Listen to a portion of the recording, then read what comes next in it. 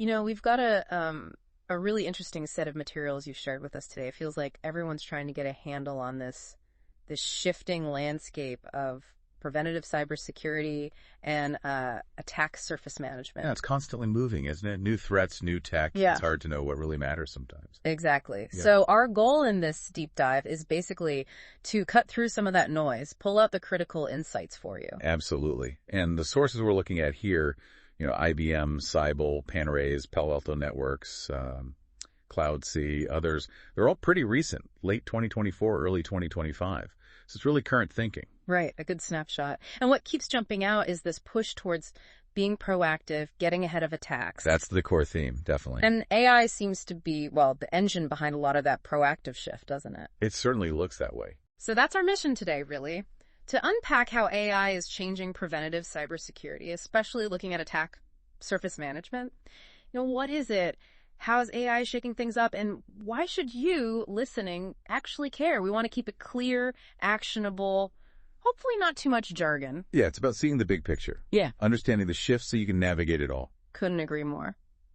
And before we dive right in, just want to say a big thank you to our first sponsor, errorriskassist.com, for helping make this deep dive possible. Great. Okay, so let's get started. The first thing that really stands out from these sources is just the sheer scale of the challenge. These digital environments we operate in, they're not simple anymore. No, not at all. That's a great way to put it. The complexity, the interconnectedness, it's frankly becoming a huge burden for security teams. How so? What are the big drivers there? Well, think about it. You've got multi-cloud strategies, not just one cloud, but several. Then there are, dozens, maybe hundreds of SaaS tools businesses rely on now. Right, things like CRM, HR platforms, collaboration tools. Exactly, and integrating third-party code is just standard practice. Each one of those adds another potential entry point, another layer of risk. And it's not just software, is it? I mean, we've got this explosion of IoT devices, OT in industrial settings. Oh, absolutely. Smart building tech, sensors, industrial controls. Yeah.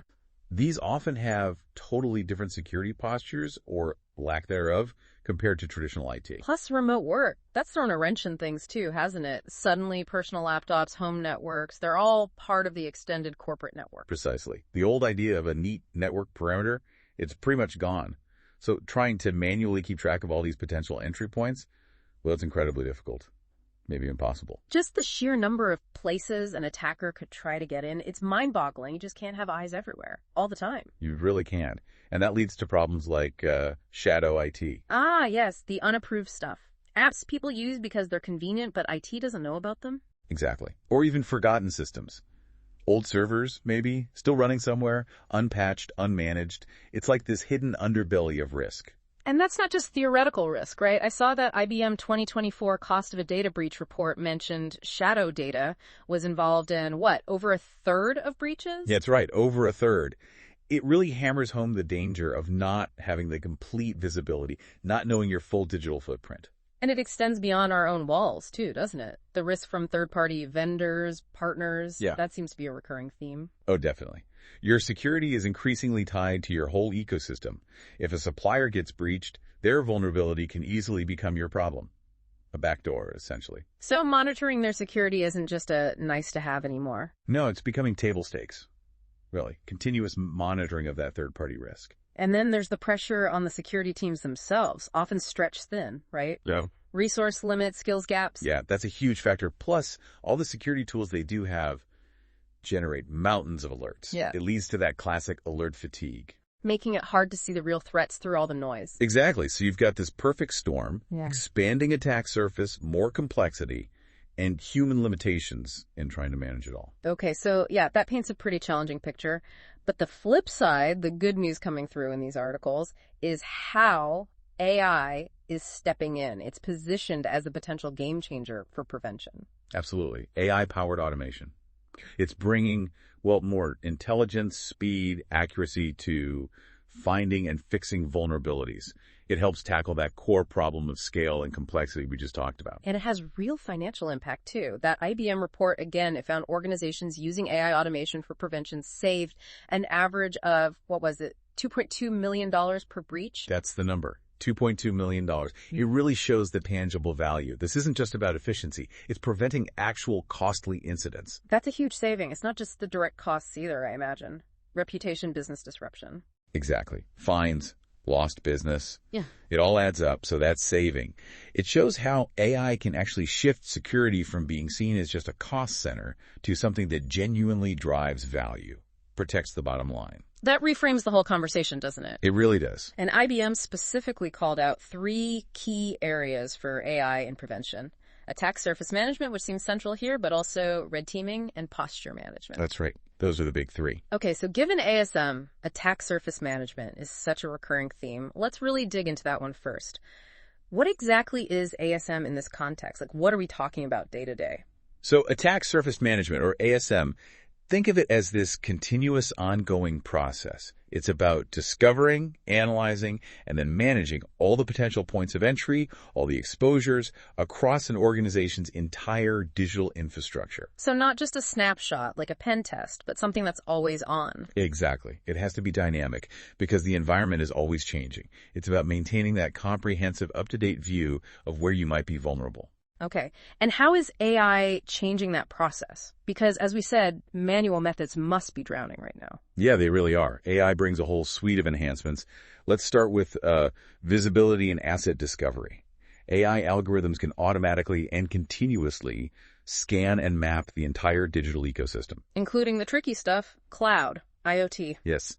Cloud environments, IoT, OT devices, even that shadow IT we mentioned, the stuff IT doesn't officially know about. AI can analyze network traffic, spot unknown devices, even infer unsanctioned cloud apps are being used. It gives a much more complete real-time picture than you could ever get manually. Like a constantly updating, super detailed inventory of potential targets. And I think some sources mention AI can also categorize these assets. That's right, which is crucial. Just knowing something exists isn't enough. You need to know what it is, a server, database, laptop, smart thermostat, to understand its specific risks. Makes sense. So better visibility, better categorization, what else? Then you get to proactive threat detection and predictive analytics. AI can sift through just vast amounts of data in real-time logs, network traffic, threat feeds, looking for subtle anomalies, patterns that might signal an attack in its early stages. Or even predict attacks before they happen. That's the goal. By learning what's normal for your specific environment, AI can flag deviations, things a human or a simple rule might miss. It might spot reconnaissance activity, for example, or unusual data movement. That predictive piece sounds incredibly valuable, getting ahead of the curve. And wasn't there mention, I think, in the Cybel article that predictive analysis with AI is expected to get even bigger in 2025? Yes, definitely a key trend. Shifting from just reacting to known threats to actually anticipating and blocking future ones. That's the holy grail, really. Okay, what else does AI bring to ASM? Automated monitoring and real-time alerts. Instead of just periodic scans, you get continuous surveillance. AI monitors for changes, new devices popping up, configuration drifts, emerging threats as they happen. Which means faster detection. Much faster detection, and therefore quicker response. If some unusual traffic starts hitting a server that's usually quiet, AI flags it immediately, not hours or days later during a manual review. Right, shrinking that window for attackers. Makes sense. Then there's intelligent risk prioritization. This is a big one. AI algorithms don't just find vulnerabilities, they analyze them. They look at severity, yes, but also the likelihood of exploitation based on threat intelligence, and crucially, the business importance of the asset that's vulnerable. So it helps teams focus on what really matters. Precisely. Instead of getting overwhelmed by a massive list of low-risk issues, teams can focus their limited resources on the vulnerabilities that pose the greatest actual threat. The ones attackers are likely targeting now, or the ones protecting critical data. That sounds like a direct answer to the alert fatigue problem we talked about earlier. Working smarter. It absolutely helps with that. And in some cases, AI can even drive automated incident response and remediation. How does that work? Well, for instance, if AI detects a known type of malware trying to exploit a specific vulnerability, it might be configured to automatically isolate that infected machine from the network, or maybe apply a known pre-approved patch. Wow, so it takes the first containment step automatically. For certain types of threats, yes. It dramatically cuts down response time. Okay, but what about accuracy? Is there a risk these AI systems just generate more noise, more false positives? That's a valid concern. and something vendors are focused on. Because AI learns what's normal for your specific environment over time, it actually gets better at distinguishing real threats from benign anomalies. It tunes itself, so ideally it reduces false positives compared to simpler rule-based systems. So it gets smarter over time, leading to higher confidence in the alerts. That's the idea. Plus, AI enhances third-party risk management too. It can continuously monitor the public-facing digital footprint of your vendor's websites, domains, certificates, looking for emerging issues or signs of compromise on their end that could affect you. Like automated due diligence for your supply chain. Kind of, yeah. And because the threat landscape changes so fast, the AI models themselves have to keep learning. Machine learning is key here. They adapt based on new threat data, new attack techniques, so they stay effective against novel threats. And it helps with scaling, I suppose. You can cover more ground without just hiring armies of analysts. Exactly. It allows security efforts to scale more sustainably as the organization grows or the digital environment gets more complex. It's a force multiplier for the human team. Okay. Any other key ways AI helps ASM? Well, integrating threat intelligence is another big one. AI can automatically pull in data from various threat feeds, correlate it with your specific vulnerabilities, and provide context. Is this vulnerability actually being exploited in the wild right now? How? That helps prioritize. So more context for better decisions. Right. It also improves overall vulnerability management, faster discovery, better prioritization, even digging into software components for hidden flaws. And finally, it enables something called Cyber Threat Informed Defense, or CTID, basically using AI to turn observations about threats into actionable intelligence to proactively strengthen your defenses before an attack. Okay, that is a lot. AI really touches almost every part of the ASM process. It does sound like that force multiplier phrase is accurate. Do we have a concrete example of this paying off? Yeah, the Cybel article had a good one. A global financial institution, this was in 2034, they used an AI-powered ASM platform, and within hours, it identified over 1,000 misconfigured cloud storage buckets.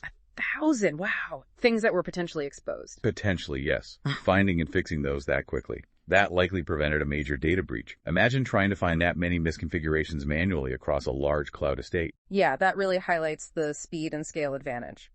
Okay, so ASM is clearly a huge focus. What about the other two areas IBM mentioned, AI and red teaming and posture management? Can you touch on those quickly? Sure. So, AI red teaming. It's kind of like using AI to fight AI, or at least test it. You use AI tools to simulate attacks against your own AI systems. Why would you do that? To find weaknesses, like biases in the models, or ways they could be tricked into spreading bad information. It also looks for issues in the data used to train the AI, like if that shadow data we mentioned somehow got included. There's even this concept of adversarial machine learning, pitting AIs against each other to find flaws. Okay, so proactively hardening your own AI defenses. Exactly. And then AI in posture management takes a broader view. It uses AI scale and real-time monitoring to continuously check the security health of the entire digital environment. Like checking configurations, compliance. Yes, configurations, compliance policies, connections between systems, both internal and external. Especially in complex multi-cloud setups, AI can constantly verify that security controls are implemented correctly everywhere. It helps catch misconfigurations or policy drifts that could open doors for attackers. And that has a measurable impact, too. It does. The report mentioned organizations using AI for posture management could spot and fix breaches nearly 100 days faster than those who weren't. That's a massive reduction in exposure time. Almost 3 months faster. That's another really compelling number. Okay, so looking ahead now towards 2025, the Cybel article outlines some key ASM trends. What should we be watching for? Yes, several interesting things. First, as we touched on, AI playing an even bigger role in predictive analysis, really forecasting attacks, not just finding current holes. Moving further left of boom, as they say. Exactly. Second, tighter integration between ASM and Zero Trust architectures. Using ASM's continuous visibility to feed into Zero Trust's continuous verification. They complement each other perfectly. Makes total sense. Assume breach, verify everything, and know your surface. Right. Third, a much greater focus on securing IoT and OT devices. That's a huge growing part of the attack surface that needs specialized attention. Which leads to the next trend, probably. Cloud-native ASM solutions. Precisely. Tools built specifically for the complexities of multi-cloud. Cybel mentioned an e-commerce platform using one to find misconfigured storage across different clouds, preventing a leak. So tools getting more specialized. Yes. Also, deeper integration of proactive threat intelligence into ASM. knowing not just that you have a vulnerability, but if it's being actively exploited right now and by whom. That real-time context again. Yeah. They gave an example of a 2024 supply chain attack where integrated threat intel helped companies quickly identify the specific vulnerability being used downstream and patch it fast. Very practical. What else? Increased use of ASM for third-party risk management, really understanding the risk coming from your supply chain. The example was a retailer using ASM to find a critical flaw in a payment processor partner before it got hit. Proactive again. It seems the big overarching trend is that shift from reactive to proactive, predictive ASM, continuous monitoring, analytics. That sums it up well. And one final point they made was about human-centric ASM. Recognizing AI is powerful, but it needs to empower security teams, not overwhelm them. So intuitive tools, clear insights, making the tech usable for the analysts. Exactly. It's about augmenting human expertise, not replacing it. Right. Because, let's be honest, implementing all this isn't trivial, is it? There are challenges. Oh, absolutely. The sources acknowledge that. IT environments are just incredibly complex, dynamic. Getting that full visibility, even with AI, is hard. And the resource constraints we mentioned earlier don't just disappear. You still need people with the right skills to manage these advanced tools. True. And everything needs continuous adaptation. Threats change. Your environment changes. The AI needs to keep learning. It's not set it and forget it. And critically, AI isn't a silver bullet, right? Yeah. It doesn't replace human judgment. Not at all. That's a crucial point. It's a powerful complement to human expertise. You still need skilled analysts to interpret the AI's findings, understand the business context, make strategic decisions. The human element is still key for analysis and strategy. Indispensable. Which is why, we're seeing growth in managed security services too. Helping organizations that lack the internal expertise to adopt and run these AI tools effectively. Bringing in that specialized knowledge. Makes sense. And speaking of support, this seems like a good moment to thank our second sponsor, risk.quantumsecurity.ai, for helping make this conversation possible. Indeed. Okay, so if we were to boil all this down, what are the main takeaways from our deep dive today? Well, I think the big message is pretty clear. AI is fundamentally changing preventative cybersecurity, especially attack surface management. It's giving us better visibility, proactive detection, predictive insights, and automation. All aimed at handling the complexity and scale we face now. Exactly. It leads to security that's more effective, more efficient, and ultimately more resilient. And for you, listening, understanding these trends, you don't need to be a deep tech expert, but knowing this stuff gives you a real shortcut to being informed about where cybersecurity is heading. You can understand why AI is becoming so vital for proactive defense. Well said. So maybe a final thought to leave folks with. Go for it. Given how fast AI is moving and how the attack surface just keeps expanding, what are the unexpected security challenges we might face in the next few years? Things beyond the current AI applications we've discussed. Like new types of AI-driven attacks, perhaps. Really? Or unforeseen consequences. Could be. Or ethical considerations, AI misuse. How do we prepare for those unknowns? It feels like we're really entering a new phase of the cybersecurity arms race, and staying ahead will take more than just the tech we have today. Something to think about.